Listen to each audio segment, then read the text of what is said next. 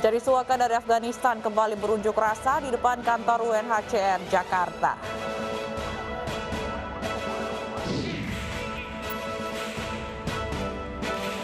Baku tembak antara aparat dengan kelompok kriminal bersenjata terjadi di Yakibo, Papua.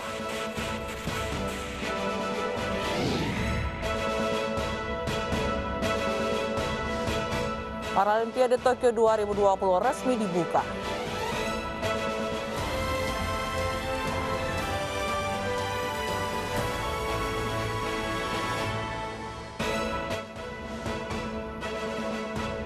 Halo, selamat pagi pemirsa. Kami hadir kembali dalam iNews Pagi melengkapi informasi Anda pagi hari ini.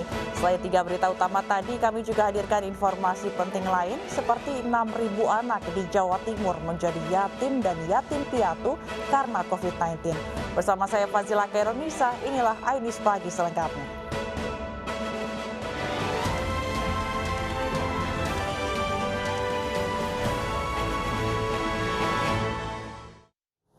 Kebakaran menimpa gedung madrasah di Kota Bekasi, Jawa Barat. Lagi-lagi api diduga akibat hubungan pendek arus listrik.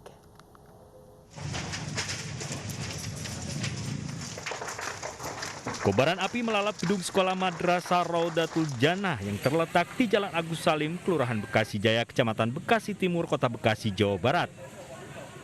Dengan cepat, api merembet dan membakar sebagian besar gedung. Sedikitnya 5 ruang kelas dan laboratorium ludes terbakar. 6 unit mobil pemadam kebakaran dikerahkan, namun petugas sulit menjangkau lokasi karena akses jalan yang sempit.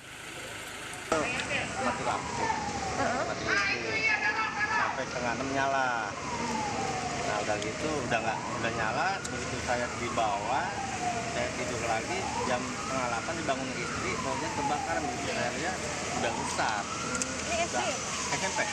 SMP Raudatul Jannah. Belum diketahui secara pasti penyebab kebakaran ini. Kasusnya masih dalam penyelidikan petugas Polsek Bekasi Timur dan Polres Metro Bekasi Kota. Dari Bekasi, Jawa Barat, Rahmat Hidayat, iNews melaporkan. Sepasang suami istri pedagang sayur tewas ditabrak truk saat menyalip sepeda ontel di Grobogan, Jawa Tengah. Anak korban syok ketika melihat jenazah orang tuanya.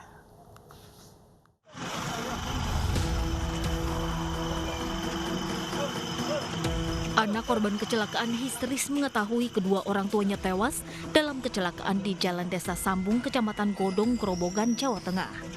Warga yang berada di lokasi kejadian berusaha menenangkan anak korban yang syok.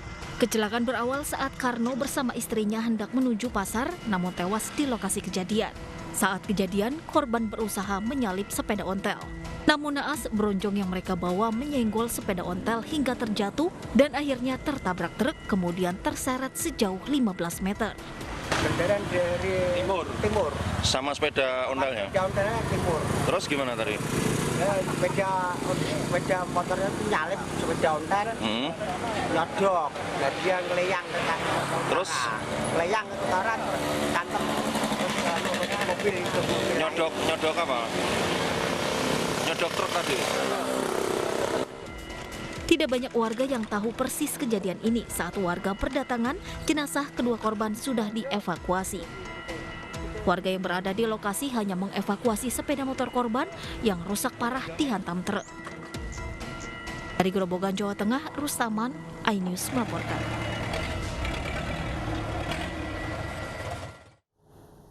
Diduga kurang konsentrasi, pengendara mobil menabrak sebuah warung di Depok, Jawa Barat. Akibat peristiwa ini, warung hancur dan 2 orang terluka. Sebuah mobil Matic menabrak warung di Jalan Arif Rahman Hakim, Depok, Jawa Barat. Usai putar balik, mobil yang seharusnya menginjak rem malah menginjak gas.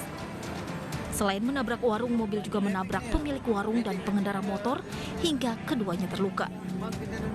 Dia nggak berhenti, dia salah nginjak rem, nginjak gas. Langsung dibablas warung saudaranya. Bagus anaknya nggak ada di dalam warung, istrinya doang.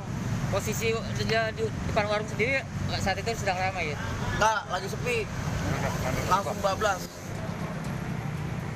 Warga pun membawa korban ke klinik terdekat untuk mendapat perawatan medis. Sementara pengendara mobil dibawa ke rumah warga sekitar untuk mempertanggungjawabkan perbuatannya. Dari Depok, Jawa Barat, Iyung Rizky, iNews melaporkan. Pencari suaka dari Afghanistan kembali berunjuk rasa di kantor Badan Pengungsi PBB UNHCR di Jakarta. Kericuan terjadi saat mereka akan dibubarkan polisi.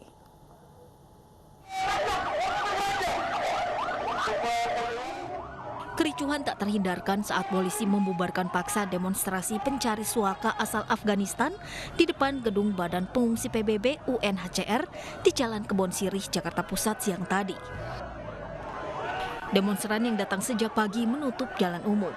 Sejumlah petugas harus menggunakan alat pelindung diri untuk membubarkan karena saat ini masih dalam masa pandemi COVID-19.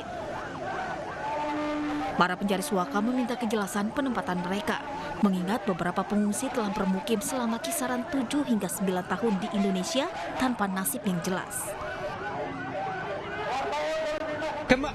Aku anak kecil, aku keluar dari Afghanistan cuma 3 tahun, pergi Iran, pergi Malaysia, ke sini.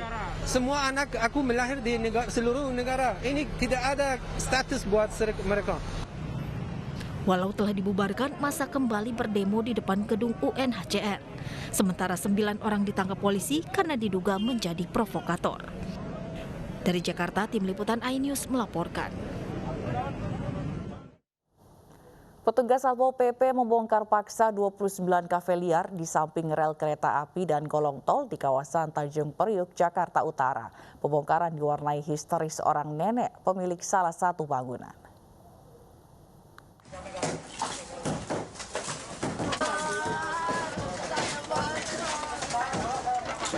Seorang nenek menangis histeris saat petugas Satpol PP Suku Dinas Jakarta Utara membongkar paksa bangunan-bangunan liar yang dijadikan usaha kafe di Jalan R.E. Marta Dinata, Papango, Pademangan, Jakarta Utara. Bangunan liar ini terpaksa dibongkar lantaran tidak memiliki izin mendirikan bangunan. Sebanyak 29 kafe dibongkar petugas secara manual. Liar ini berdiri di atas tanah-tanah yang ilegal. Bangunan ini juga tidak ada izin. Kemudian bangunan ini juga digunakan untuk kafe-kafe yang di mana kafe-kafe itu juga terindikasi adanya kegiatan asusila. Ya, beberapa waktu yang lalu tempat ini juga sudah kita lakukan penyegelan. Menurut salah satu pemilik kafe, mereka akan tetap bertahan di atas reruntuhan bangunan sampai adanya uang ganti rugi yang sudah dijanjikan sebelumnya. Dibayar, nggak boleh dibongkar. Ini kan belum dibayar, kenapa udah dibongkar? Yang janji akan memberikan bayaran siapa? Jepro. Berapa gajinya itu? Ada ini daftarnya. Iya, berapa? Yang ibu harusnya menerima berapa? Ya ini ada daftar yang nggak saya buat. Cuman itu. Jadi biar tahu kalau kita ngomong kan salah. Tapi masih sampai hari ini belum terima, Bu? Belum. Petugas terpaksa mengamankan material bangunan agar para pemilik kafe tidak kembali lagi membangun tempat usahanya di kawasan ini. Dari Jakarta, Sofyan Firdaus, iNews melaporkan. Penganiayaan terhadap seorang pengemudi ojek online viral di media sosial. Pengemudi dikeroyok oleh pemilik dan karyawan rumah makan setelah protes pesanan yang salah.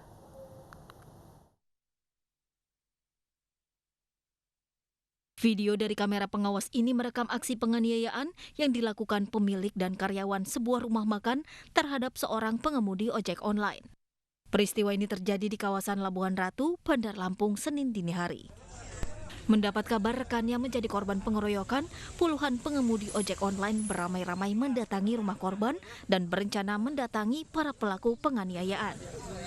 Beruntung aksi itu dibatalkan setelah polisi meredam amarah kerumunan. Menurut korban, insiden itu bermula saat ia protes makanan yang dibuatkan karyawan restoran tak sesuai dengan pesanannya. Bukannya mendapat penggantian pesanan, pemilik dan karyawan restoran yang tak terima justru menganiaya pengemudi ojek online. Jadi abang komplain lah ke resto? Komplain. CS gue minta tolong bang. CS Raja bang. Bang nggak main CS gue. Jadi abang komplain kemana itu? Restonya langsung. Apa tanggapan resto bang? Ya udah, gua tuker lagi, lu antar aja lagi. dengan ada kayak gitu. Jadi yang Korban telah melaporkan peristiwa pengeroyokan ke Polresta Bandar Lampung.